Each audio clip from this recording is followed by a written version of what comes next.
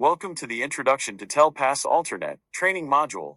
This presentation will cover important information about this component of the Texas Assessment Program. This presentation is for educators and administrators who need general knowledge of this unique assessment. It can also be shown to parents.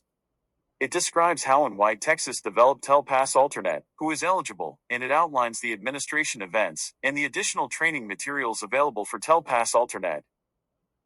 The federal Every Student Succeeds Act, also known as ESSA, requires each state to administer an alternate English language proficiency assessment for emergent bilingual (EB) students with the most significant cognitive disabilities, who cannot participate in the state's general English language proficiency assessment, even with allowable accommodations.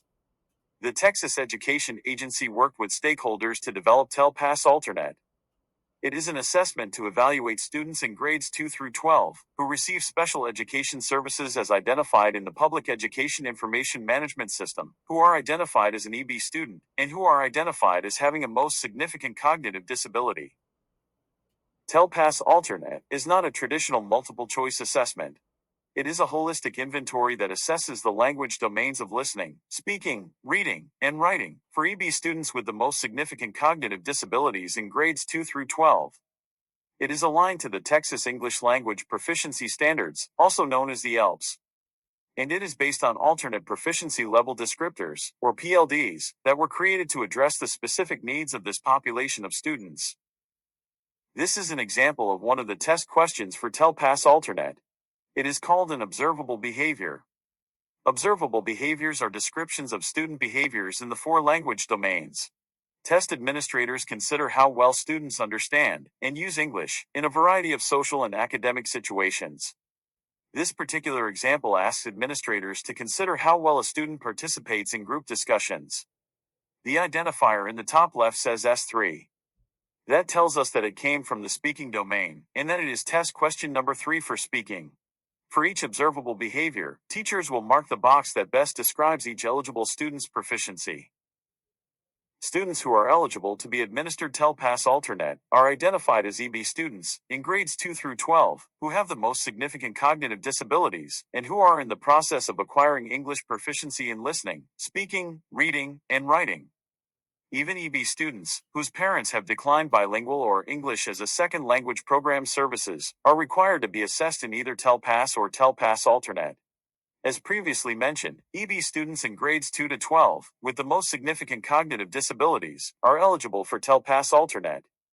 The Texas Education Agency defines a student with the most significant cognitive disability as a student who exhibits significant intellectual and adaptive behavior deficits in their ability to plan, comprehend, and reason, and who also indicates adaptive behavior deficits that limit his or her ability to apply social and practical skills, such as personal care, social problem-solving skills, dressing, eating, and using money, across all life domains.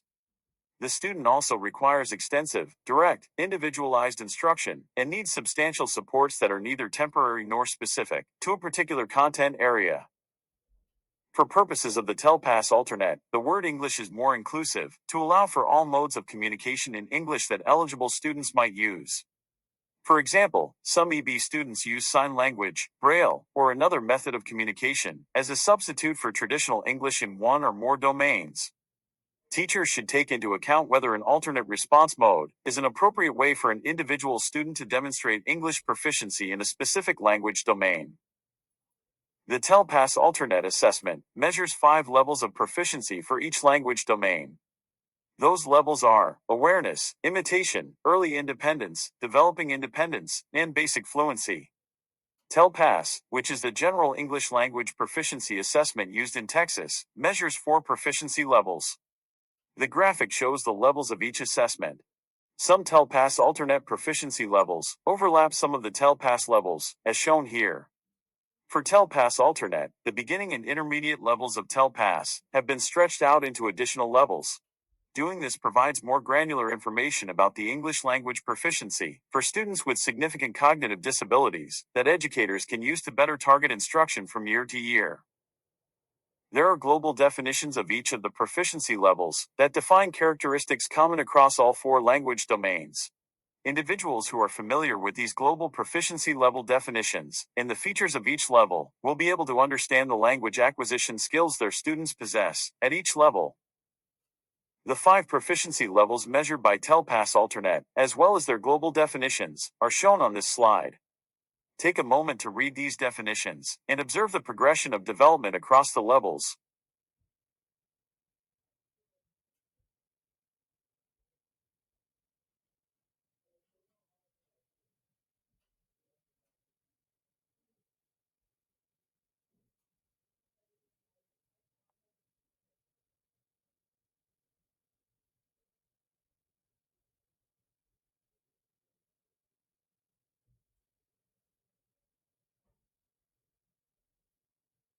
The graphic on the right shows the alternate proficiency level descriptors of one of the 4 language domains.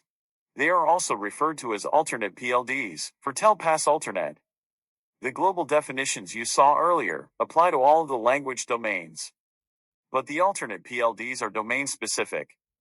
They present the major characteristics of students at each proficiency level and define how well EB students at each level are able to understand and use English in both social and academic settings. The descriptors show the progression from one proficiency level to the next and can be used as a roadmap to help teachers develop instruction that will help students make progress. They also provide a common framework for teachers to understand the language acquisition skills students need to advance to the next proficiency level. The TELPAS and TELPAS Alternate assessments are aligned to the state's ELPs that were adopted by the State Board of Education. In creating the TELPAS test blueprints, the ELPs were organized under several reporting categories. For TELPAS Alternet, the first step was to ask educators from around the state to help determine which ELPs were most accessible and accessible for EB students with the most significant cognitive disabilities. The ELPs determined to be appropriate were then organized under the same reporting categories as TELPAS. Although the reporting categories for both assessments are the same, the test blueprints are different. TELPAS has more questions than TELPAS Alternet. And some ELPs assessed on TELPAS were determined to be inaccessible for students with the most significant cognitive disabilities. These are the test blueprints for TELPAS Alternet. Take a moment to look at them.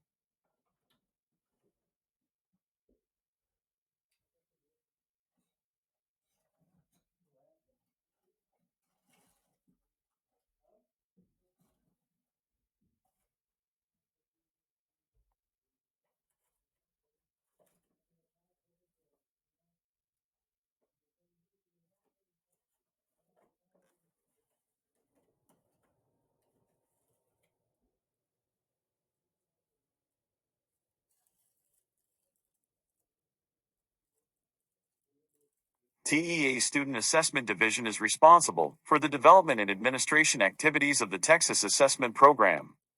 For any questions about the identification or reclassification of EB students, districts or campuses should contact the Emergent Bilingual Support Division. TELPAS Alternate administration events typically begin in the fall semester with the posting of training materials and conclude at the end of the second semester when student results are posted. The specific dates for all administration activities can be found in the DCCR's calendar of events.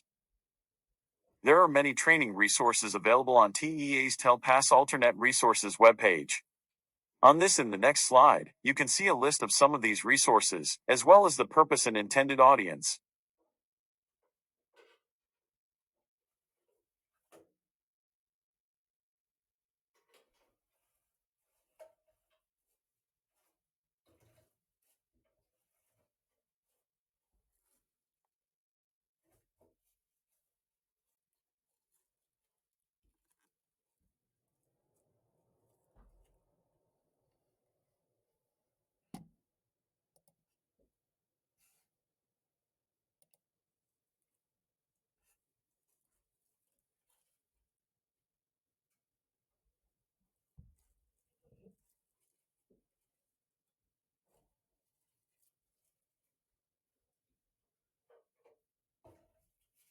There are a total of 8 PowerPoints to help educators learn about TELPAS Alternate. This has been the introduction to TELPAS Alternate. The other PowerPoints are listed here for your reference. If you have any questions about the information in this PowerPoint, please contact the Student Assessment Division of the Texas Education Agency using the phone number or help desk email shown here. If you have questions about administration logistics or test materials, please contact Texas Testing Support. These slides were prepared by the Texas Education Agency's Student Assessment Division. You are encouraged to use them as is for local training. If you change any of the slides for local use, please hide or remove Texas Education Agency logos, headers, or footers by editing the master slide. You must also remove the photographs. Only the Texas Education Agency has parental permission to use them for training purposes. This training is not intended to replace any materials or additional information on the Texas Education Agency website.